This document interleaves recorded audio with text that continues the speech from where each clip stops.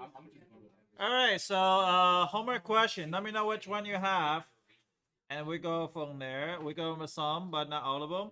But I want to go over some couple squeeze theorem.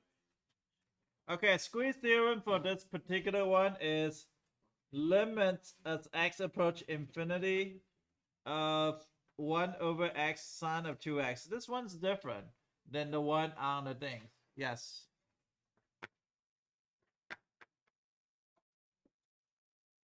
Um, yeah, this one's a little bit different. It's never approached 0 this time. This one's approaching infinity. But the idea is still the same because sine of 2x, always take a trig function. You know the trig function has a domain and range, and the range is going to be -1 to 1. And if you want to apply the squeeze theorem, you want to make this look like this. How do you do that? Well, I can multiply by 1 over x.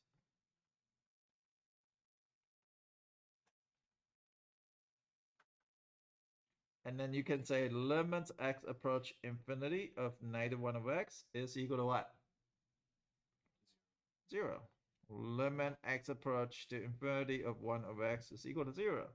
So limit x approach infinity of 1 over x sine of 2x is also equal to 0 because there's two reasons it becomes it becomes 0. Now, before the squeeze theorem is limit x approach 0, this one's x approach infinity. Why do I teach it now rather than before? Why didn't I give you this test question? Because you guys don't know.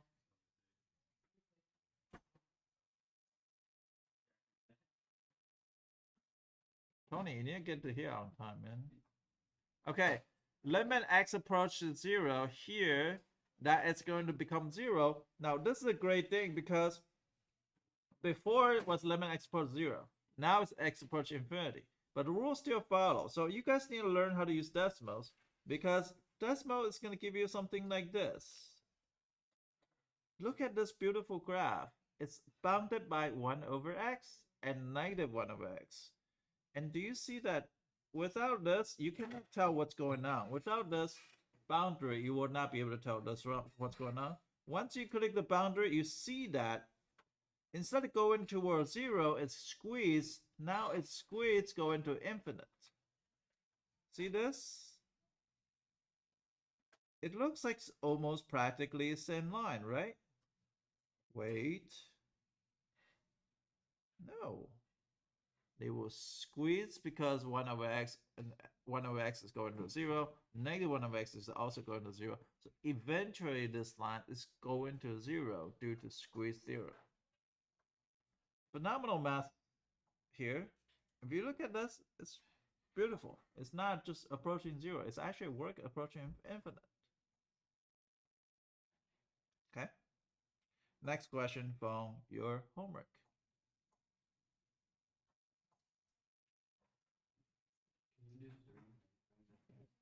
3 was a test.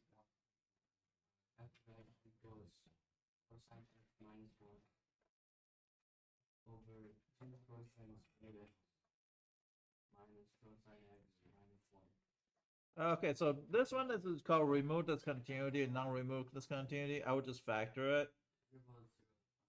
So cosine of x, and now the factor is going to be what? 2 cosine of x, and the cosine of x. And this one's -1, this is +1, I think. So this will end up to canceling. So cosine of x minus 1 equal to 0, that's a whole. So cosine of x equal to 1, and x equal to 0 and pi. So since the range says including 0, not including pi, right? Yeah. So the x equal to 0 is only solution, but you want to pick out what happened to x equal to 0, so it's going to be f of 0 is 1 over 2 cosine of x plus 1. So now I'm going to plug in f of 0 in there, so it'll be 1 over 2 cosine of cosine of 0 is 1. So 2 cosine of 0 plus 1, so it'll be 1 over 3. So 0, 1 over 3 is removable discontinuity. 2 cosine x plus 1 equal to 0, cosine of x equal to negative 1/2, and then x is equal to 2 pi over 3. 4 pi over 3 is out of range, so this is the only answer that you're gonna have. Sure. This is 2 cosine of x. Now, normally this question never write this way. Normally they do a polynomial over polynomial. You can factor and cancel, never with a trick. I did it with a trick is because I want you to know those values. And I think the biggest debate last night between you and Erie is 2 cosine of x plus 1 equal to cosine of x equal to negative 1/2. And that x is equal to negative 2 pi over 3 rather than pi over 6. No, 8. Yes. So just saying that x equals 0 is the rule. Let's continue drawing it to plug it. Yeah, because you know the coordinate. You cannot just say it's x equal to something. X equal to something, there's a whole line of things. X equal to 0 is pretty much everything on the y-axis. But the whole is a coordinate. So you need to figure out what that is. Next question. Do you have any more questions? Yes. Can you do one? Can you do with sine x minus 4 sine 2x, then divided by x cosine? I love this one. This one just a little bit of thinking. X approach 0. So this one is gonna be for me that the sine of 2x. I kind of read it as there's 3 ways to do this question, and I don't know what's the best way, but I'm gonna try my way. I don't believe it's the best way, but it's fine. I'm gonna just color code this 2 sine of x cosine of x. X cosine of x. Now, what I see, I foresee anything cosine of x is not going to be significant because it's going to be pretty much cancel out. So that's, if I split them, and that's going to be like this, negative 8 sine of x cosine of x over x cosine of x. So what's nice is this is actually cancel out. This is actually become insignificant because cosine of 0 is 1. And this is 1. So this is 1 here. And this is 1. So it's going to be 1 minus 8. It's equal to negative 7. Now, is this question ever going to show on the AP exam? No. But it is shown on my test, and they told you there's trick limit. There's 1 question here, and it is 1 question. I like 2 reasons. One is you have to know the double angle identity. Second, you have to know your trick limits on x over x. Now, like I say, a lot of things I teach is not on the AP, and I really don't care about AP. I care about some of you guys going to a good school. Even UCF, they teach trick limits. So we're not talking about great school. We're talking about UCF. It's just like UCF. Not like it's saying it's bad school. It's still covered more than AP exam, which is, I don't believe AP exam is right.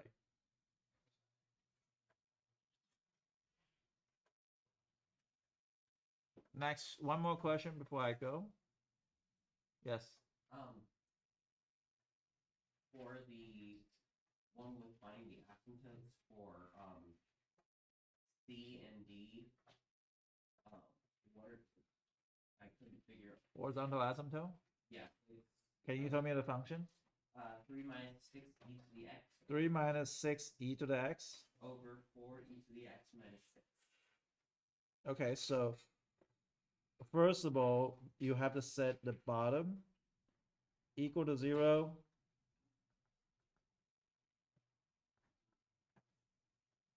And then I can do natural log both sides. And then x equal to natural log of 3 over 2. So that's a vertical asymptote. Now, if I approach the positive infinity, and I can divide it by highest degree, so it'd be 3 over e to the x minus e to the x over ex is 1. It divided by 4 e to the x, that's 4 minus 6 over e to the x. This will become 0. This will become 0, right? Well, this is 2, right? This is 6, sorry. 6 here. So that's going to be negative 6 over 4. That's equal to negative 3 over 2. So, is that okay so far? Yeah. Now, limits x approach negative infinity of 3 minus 6 e to the x over 4 e to the x minus 6. E to the x approaching negative infinity is going to be what? 0, right? 6 times 0 over 4 times 0 minus 6 is limit x approaching negative infinity. So this will cancel out. That's equal to 3 over negative 6. That's equal to 1/2 negative. So that is going to give you both positive 1, negative 1/2, and negative 3 over 2.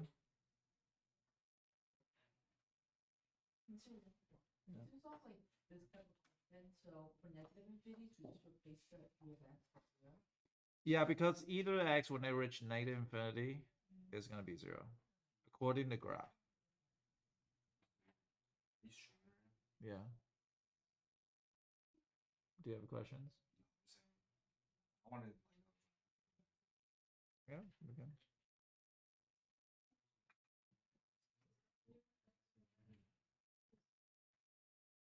Because 3 over e to the x, x equal to infinity, that's going to be 0. So it'll be 6 over negative 6 over 4. Now, if you reach negative infinity because e to the x graph, you have to know this graph. It's going to be a lifesaver when it comes to calc. Now, AP exam goes, it's going to be a lifesaver.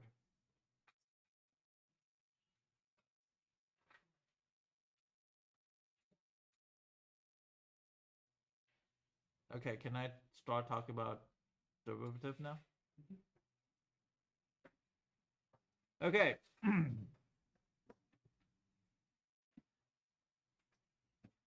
So, as far as math goes, both all the mathematician, any mathematician you know, can you name one? No, I'm not. I'm just a math teacher. I wish I'm a mathematician. Can you name a mathematician? Carl Sagan one? What? He was a physicist. Who? Carl Sagan, I know he was a but I don't know if he's a mathematician. I that Pythagorean theorem. Pythagorean? Yeah. Pythagoras? Yeah. Huh? All Mills not one. Euler? Huh? Euler. Euler's good one. I like Euler. Anthony's not good. Okay, so Newton. Right?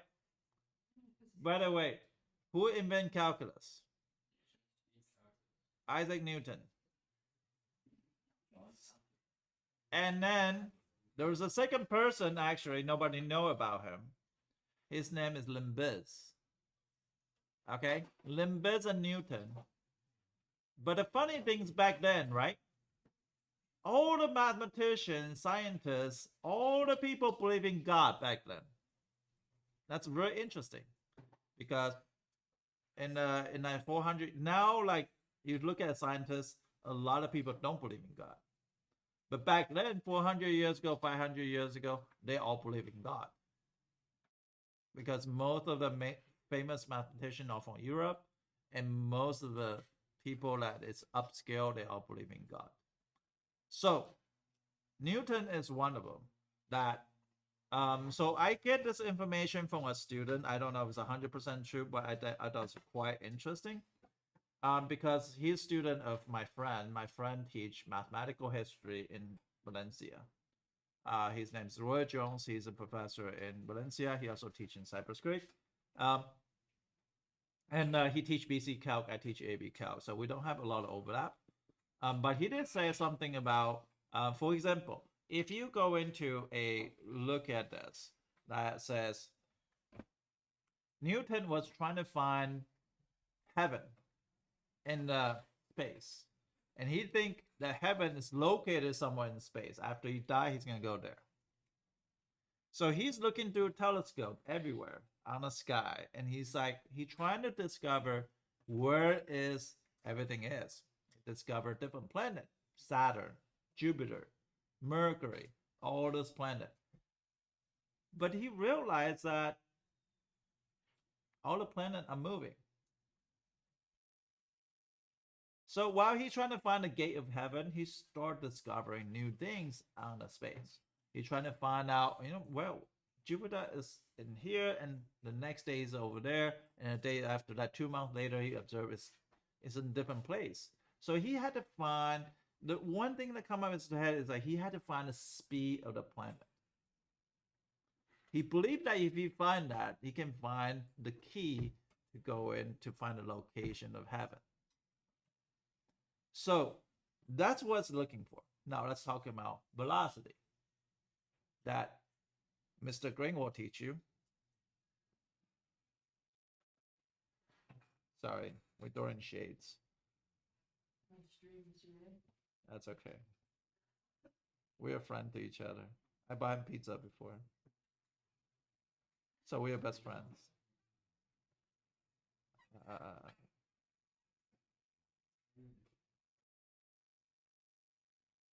So there is a point, there's a point, and this is the time. This is the positions. Let's assume that this particle moves at exact same speed the whole time. What am I supposed to look for? Slope. Good job. Slope. What is slope here? 6, 4. So 6/4. Slope is 6/4, which is 3/2. Why? Because it moves 6 units within 2 seconds. Wait, this is 6. Sorry, I can't count. So if it moved 6 unit of position from 2 to 8, right? And then so this difference of 6, and the time is going to be 4. So 6 unit per 4 seconds. So that is the slope. Slope is the velocity. Now the problem is, in math, yeah, we can deal with this particle that's moving constant speed. But even when you're driving, as a good driver as you are, that you cannot drive in constant speed. There's no freaking way you can drive in constant speed. Every time is different.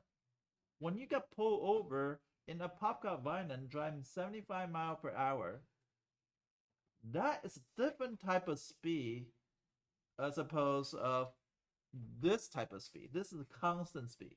You cannot drive a constant speed. Your speed is constantly different. Sometimes you drive 20, sometimes you drive 80. And you cannot say, hey, please, I'm sorry you pulled me over, but I think your calculation is wrong because you're calculating average velocity. You're calculating instantaneous velocity, but my average velocity is I'm going to get in traffic when I go in down to Conroy. And when I go inside the window mirror, I'm going to get stuck there for 20 minutes. So therefore, my average speed is roughly 15 miles per hour. You should not pull me over.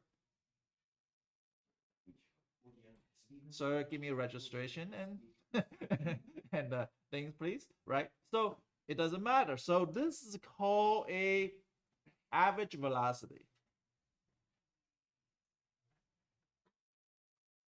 Because it's directly slope from one point to one point, it's actually is in this case the tangent and secant are exactly the same, so we can figure out slope. But the problem is the planet doesn't move this way. The planet moves the other way.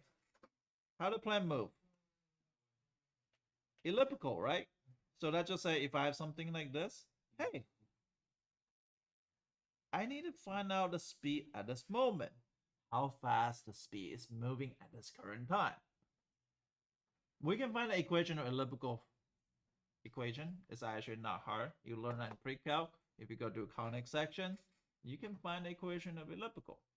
But in order to find the speed, the velocity at that point at that time, you have to find the tangent line. Now let's talk about tangent. What is tangent and secant? And you're gonna ask, like, the idea of tangent and secant. So look at me. Imagine this is a circle. This circle, right? This it's gonna be tangent because it only touch one single point. It's only one touch, one single point. So those of you guys cannot see, it's microscopic points there. I only touch one. Matter of fact, if you take this point to this point, you draw it, this is always 90 degrees to each other. It doesn't matter which part of the circle, it's always 90 degrees. That's part of geometry. You learn that at the end of geometry when we deal with circles. Now, what I used to do is like this. I say, well, this only touch one point. That's called tangent line. Well, what is secant line? More points. Two. It has to be 2 points.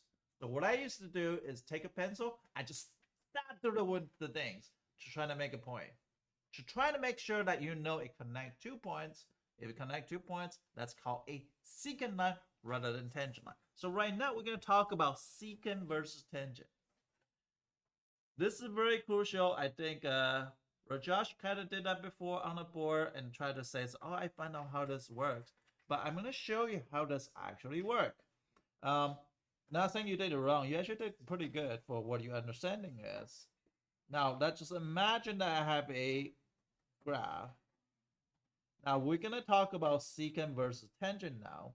So we're going to say there is a graph like this, right? Slope is constantly changing. The slope of tangent line is moving throughout the time. And it's moving its different way. So I'm going to pick a point. We're going to pick this point. We're going to call it arbitrary point. Arbitrary is random points. The scale might be different. It might look like this is 6, but it doesn't have to be 6. It could be 60, 60, 100, 6 mint. You know, the coordinate could be just depends on the scale. So we're going to say this arbitrary points.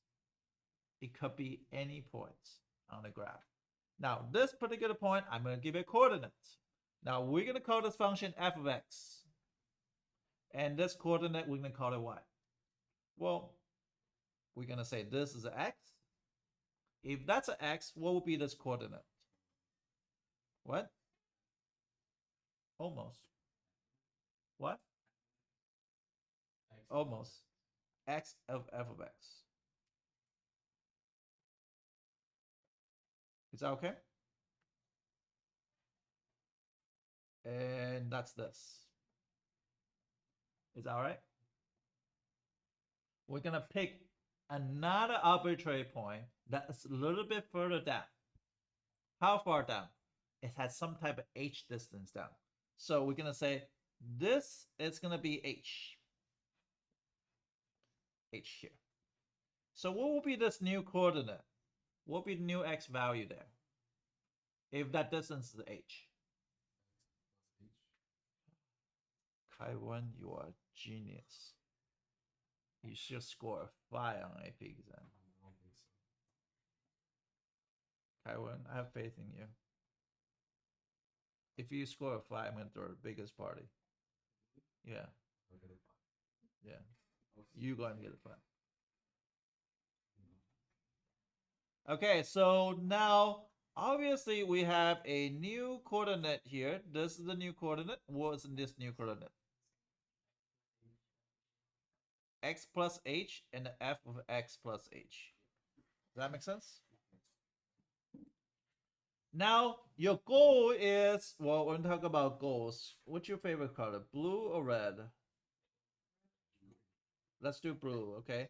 Blue is a tangent line. We want to find a slope at this point. Sorry. We want to find this line. This blue line is what we're interested in, and we're going to call it tangent line. So this is the line that only touches Yep. x At x, right? At x, right? The tangent line at x. But we're going to start with a secant. What is a secant? Secant is going to be from here to here. And that's the green line. So this is a secant line. In physics, this is known as average velocity. Tangent is known as instantaneous velocity. So it coming from secant. So we're going to talk about secant versus tangent. And in back then, we called it tangent line problem. Newton's age, we called it tangent line problem. She published a paper. He's like, hey, is any possible way to produce finding the velocity of planet by discovering the tangent? But the problem is, wait, we don't know anything about tangent, but we do know about secant though. So secant says, well, we're gonna find slope of secant. The secant is slope is gonna be what? Well, go back to algebra 1. This is the equation of a slope. You learned this in algebra 1, right? You did this on SAT. SAT is this all day long. Finding a slope, finding a slope. What do you do next? Well, the next is this. You're gonna plug in the coordinates. Okay, you're gonna plug in this coordinate. This is a y2. This is a x2. This is a y1. This is the x1. So what is a y2? Which is f of x plus h minus what? F of x over x plus h minus x. With that being said, can I simplify this? It's going to be f of x plus h minus f of x over x minus h. That h is going to cancel out. That's slope of a secant. Now, this is where magic happened. The magic happened and says, hey, how do I find the tangent using the secant? Imagine the h has some type of distance and is shrinking slowly, step by step by step. I hear the h is roughly what? It looks like there is probably 8 different units. So I am gonna start reducing that.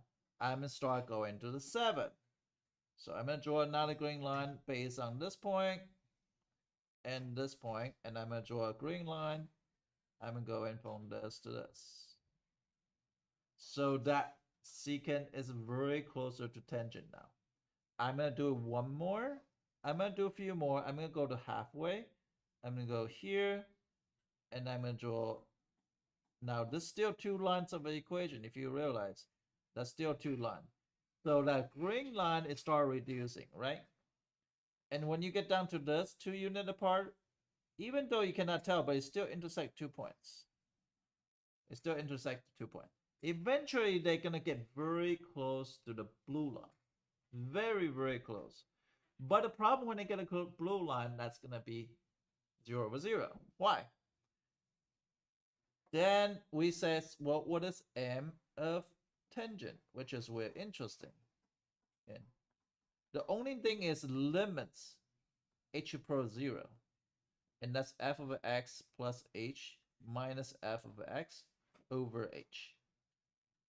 Now this becomes a derivative because we find the tangent. Eventually we find the tangent. Now I'm gonna call this definition of derivative.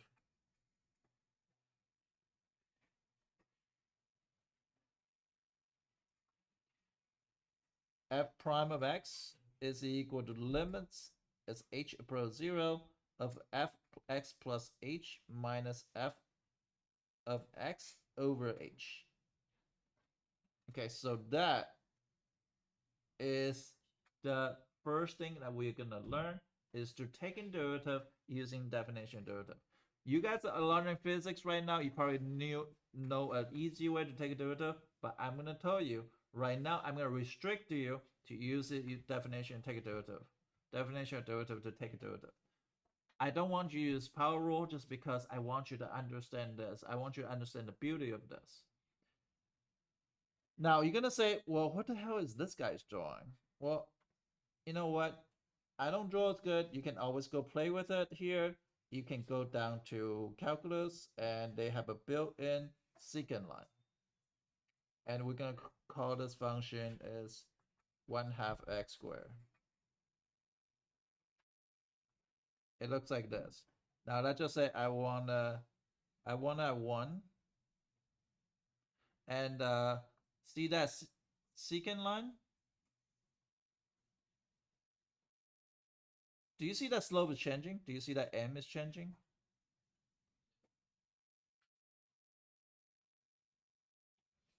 Get very close to there, right? But if I get there, what will happen? Undefined or indeterminate. So we can say the slope is roughly 1. But we not only want to find the slope at that point. I want to find slope at every single point, which is 2x is going to give you that because slope on the other side is negative. Slope on the positive side is positive. So slope is constantly changing throughout the whole time. Then you say, okay, well, slope is changing. Can we find the equation tangent? Yes, we can. So we're going to use this to take a derivative of this. I'm going to use this function that just say something that's easy. What time we get off here? Yeah, 11 minutes. Okay, good. So we have enough time. So we're going to use f of x equal to x squared.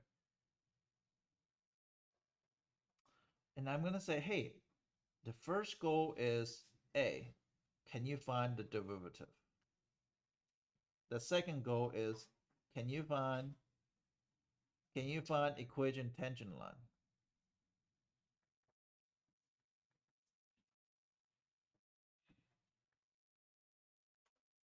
The third goal says, can you find equation of normal line?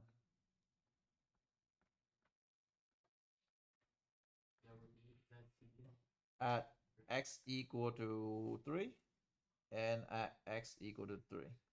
Okay, so what do you mean? What did you say, Aiden? C is find equation normal line. Normal line. We're going to talk about that. Okay. So let's take a derivative first. Do you guys know how to take a derivative using this? Now, I'm going to plug in x plus h into the x. Remember, this means x plus h into the x. So it's x plus h squared minus x squared over h. Do you understand this part now? It's just normal algebra 2 composite function. Something squared. Don't kill puppy. What do it mean be? It'll be limit h approach 0 x squared plus h squared. No. If you do that, that's gonna be wrong. And I should write it downward, but I don't have the enough space. But I'll do that next step. So it'll be x squared plus 2hx plus h squared minus x squared over h. I just do math. I expand them. I'm gonna say limit x approach 0. This x squared and x squared will simplify, and I can factor out h. So it'll be 2x plus h over h. Simplify it down. Limit h approach 0 of 2x plus h, eventually equal to 2x. Now, what the nice thing about this? Eventually. Because h is equal to 0. Yep. So h becomes 0. If h becomes 0, I find out a 2x. 2x represents slope at every moment that you can think of. One nice thing about this, if you do it correctly, it actually give you, let's just say,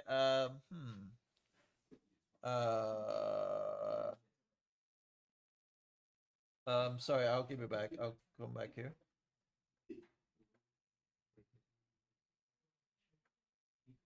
So derivative is 2x. So I'm going to write down f prime x equal to 2x.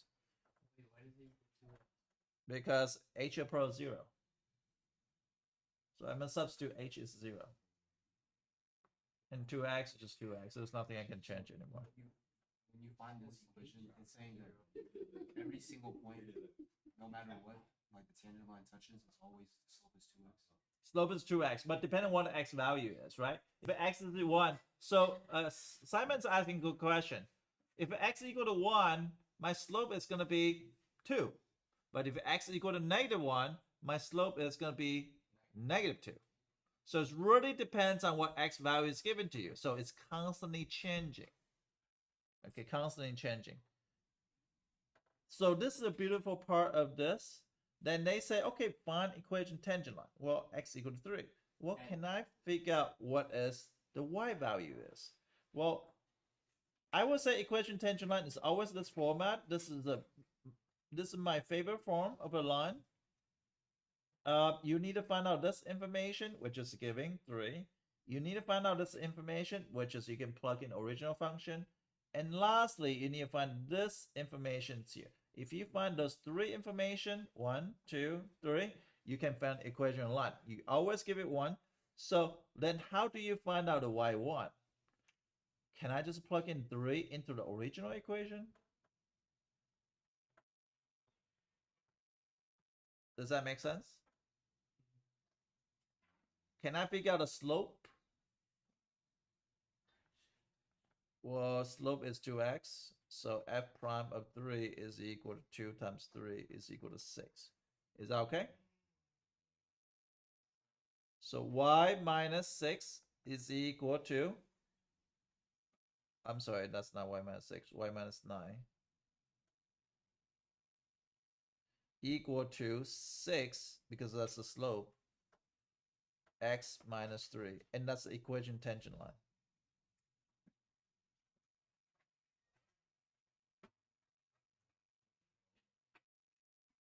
That's only for x equals 3. That's only in x equal to 3. So I'll show you that.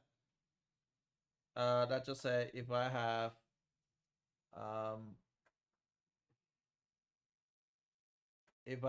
y equal to what? X squared? And what was it? Y minus 9, right? Equal to 6? 6 times x minus 3. X minus 3. So you see that? It's tangent line. It's exactly a tangent at that point. Okay? And not only that, I'm going to show you something cool. I'm going to show you something cool is I'm going to show you here. I'm going to say A and comma f of A. That's going to create a coordinates, right? And parenthesis. Oh. So that's going to be this point. This green point, they can move around. Oh, this is f of x. This should be assigned as f of x. So that will be f of x, f of x, right?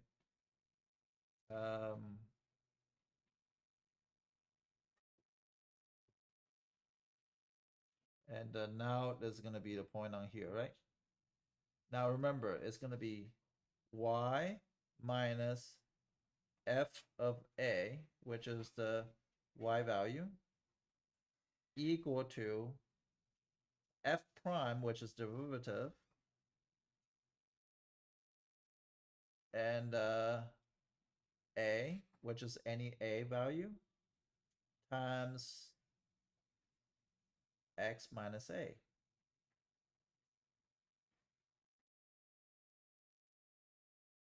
Parenthesis, press enter.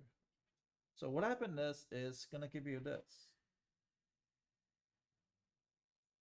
What is a? A is some type of a value, is arbitrary. It's moving along the lines. And that's going to be your tangent. So that'll be a tangent graph. It's tangent graph at any point because that's f prime of a. F prime of a is what? The 2x. Now I can plug in any value. I'm going to get a slope at any particular value. Does that make sense? Now, what's cool thing is there is something called normal line. What is normal line? So it's simple if you're doing physics, right? That there is a normal line, the force acting this way. It's called normal force. So what is the equation of that line? Well, basically it's pretty easy. It's going to be y minus 9 is equal to x minus 3. Now the 6 is going to be negative 1 over 6. What does that remind you of? Perpendicular line. So normal line is equal to perpendicular line.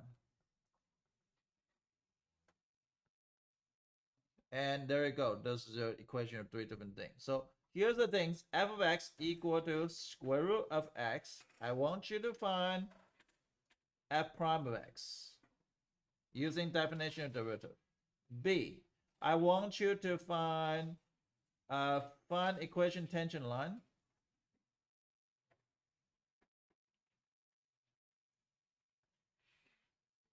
When x equal to 4.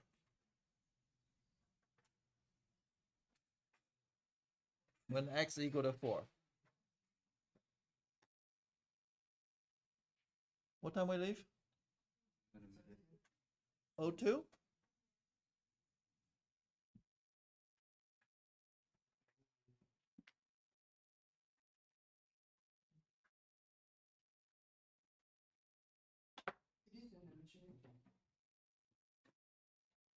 And also normal line is the opposite reciprocal. You have to know that for SAT. Can I just do it along with you guys? It'll be limit h approach 0, square root of x plus h minus square root of x over h. Did you do that the first step? This is the easy part. If I plug in 0, I'm going to get 0 over 0. So I need to multiply by what? Good.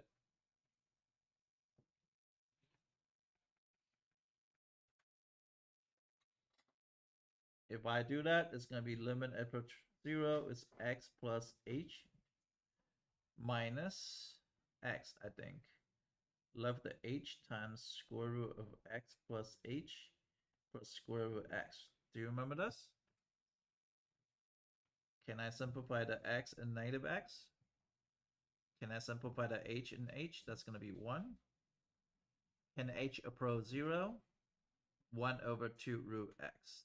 So guess what? F prime of x is equal to 1 over 2 root x. Now I need to figure out what a y value. So I'm going to say f of 4 is equal to square root of 4. That's equal to 2. So that means y minus 2 equal times x minus 4. How do I find out the slope? Well, I'm going to plug in 4 to the 1 over 2 root x.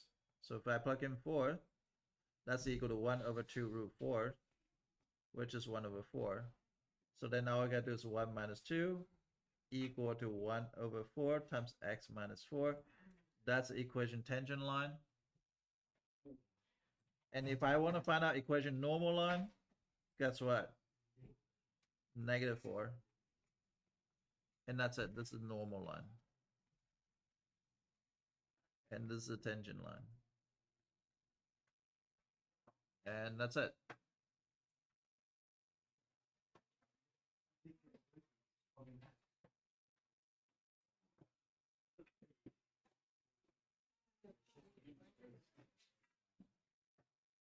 What'd you say?